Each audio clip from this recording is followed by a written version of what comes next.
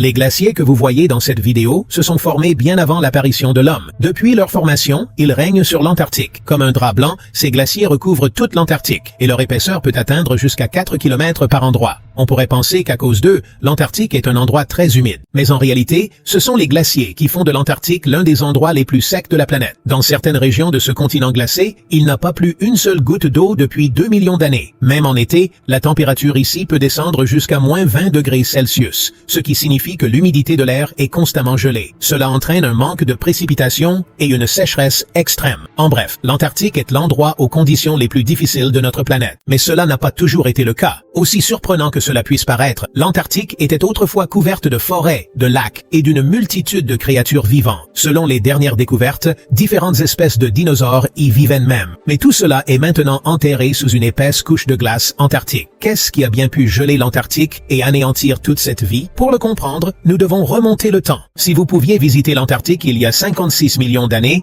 la première chose que vous remarqueriez serait la verdure abondante. Nous le savons grâce aux palmiers fossilisés trouvés sur la côte de la mer de Weddell en Antarctique orientale, ainsi que grâce au pollen de plantes anciennes découvertes dans différentes parties du continent. Les vestiges de ces plantes aimant la chaleur indiquent que l'Antarctique jouissait d'un climat tropical. Les scientifiques pensent que la température annuelle moyenne était alors de 16 degrés Celsius et qu'elle ne descendait pas en dessous de 11 degrés en hiver. La raison de cette chaleur était probablement l'emplacement de l'Antarctique il y a 56 millions d'années. Les géologues ont découvert que l'Antarctique était autrefois reliée à l'Australie et à l'Amérique du Sud et qu'elle était située beaucoup plus au nord qu'aujourd'hui. Tout cela est dû à la tectonique des plaques. Qu'est-ce que c'est? La croûte terrestre est constituée d'une douzaine de grandes plaques sur lesquelles reposent les continents et les océans. Ces plaques recouvrent toute la surface de la Terre. Les dépressions entre les plaques sont remplies d'eau et forment les océans, tandis que les élévations forment les terres émergées, les continents. Sous la croûte terrestre se trouve le magma, dont le mouvement maintient les plaques en mouvement constant. En conséquence, les plaques entrent en collision, s'éloignent ou se frottent les unes contre les autres. Cela provoque des tremblements de terre, des éruptions volcaniques et la formation de montagnes. Mais le mouvement des plaques est très lent. Parfois, elles ne se déplacent que d'1 centimètre par an, parfois jusqu'à 10. Les scientifiques prédisent, par exemple, qu'en raison de la tectonique des plaques, notre planète ressemblera à ceci dans 50 millions d'années. Cela signifie que la surface de notre planète est en constante évolution. Et il y a 56 millions d'années, la Terre était très différente de ce qu'elle est aujourd'hui. La plaque antarctique était située beaucoup plus au nord. Cela a entraîné le réchauffement des côtes de l'Antarctique et l'apparition d'un climat tropical. Il est possible que les ancêtres des kangourous et des wallabies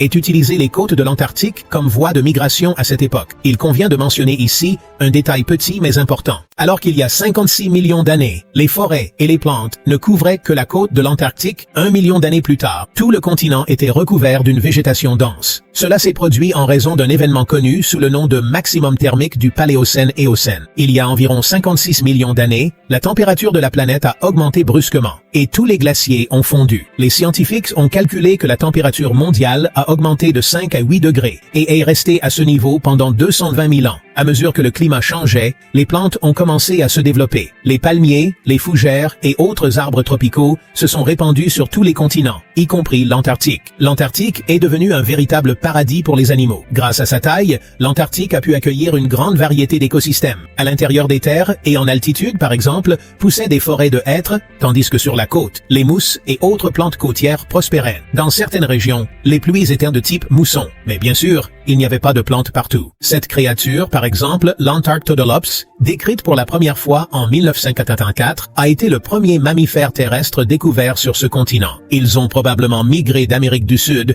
vers l'Antarctique et s'y sont installés. Il est possible que d'autres mammifères découverts en Antarctique soient également venus d'Amérique du Sud. Un autre grand ongulé trouvé en Antarctique est l'Astrapotherium magnum. Ces animaux de la taille d'un rhinocéros avaient des têtes de tapir, bien qu'ils n'aient aucun lien de parenté avec eux. Tous ces animaux de l'Éocène suggèrent que l'Antarctique abritait une grande diversité de mammifères terrestres. Qu'est-ce qui a bien pu tuer l'Antarctique et la geler? Que lui est-il arrivé? C'est probablement encore lié à la tectonique des plaques et à la température de la Terre. Pendant que les animaux peuplaient l'Antarctique, le continent a connu des changements majeurs. Nous ne connaissons pas la date exacte, mais il y a environ 56 à 50 millions d'années, l'Antarctique et l'Amérique du Sud ont commencé à se séparer. Puis, il y a environ 40 millions d'années, la mer a séparé l'Antarctique et l'Australie. Ce large détroit, qui existe encore aujourd'hui, est parfois appelé passage de Tasmanie ou mer de Tasman. Il y a 36 à 23 millions d'années, une autre voie maritime a commencé à se former, le passage de Drake, qui a définitivement séparé l'Antarctique de l'Amérique du Sud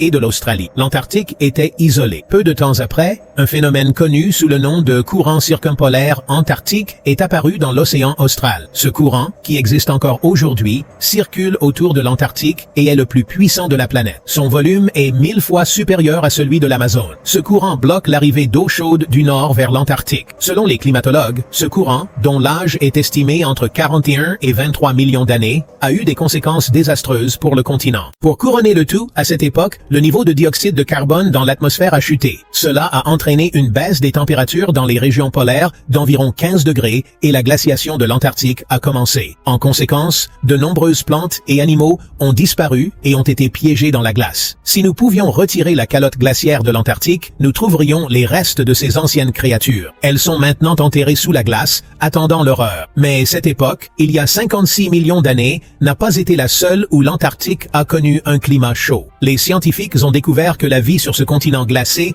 était autrefois beaucoup plus riche que nous ne pouvons l'imaginer. La preuve en est les fossiles qui ont été trouvés lors de forages en Antarctique. Ces fossiles, découverts sous 2 km de glace, sont âgés de 350 millions d'années. Parmi les découvertes figurent les restes de 2 espèces de dinosaures qui vivaient il y a environ 126 millions d'années. À cette époque, l'Antarctique faisait partie du supercontinent Gondwana et offrait un foyer accueillant à ces dinosaures, leur fournissant de nombreuses ressources. Sous les vastes calottes glaciaires de l'Antarctique se cache un monde étonnant que les scientifiques commencent à peine à découvrir. Ce royaume subglaciaire recèle une multitude de secrets, des formes de vie microscopiques aux montagnes sous-marines colossales. Les profondeurs mystérieuses de l'Antarctique détiennent des clés importantes du passé de notre planète et promettent des découvertes majeures à l'avenir. Les scientifiques ont foré de profonds trous dans la glace et ont trouvé des preuves d'écosystèmes microbiens florissants qui peuplent des lacs subglaciaires isolés, privés de lumière solaire depuis des millions d'années.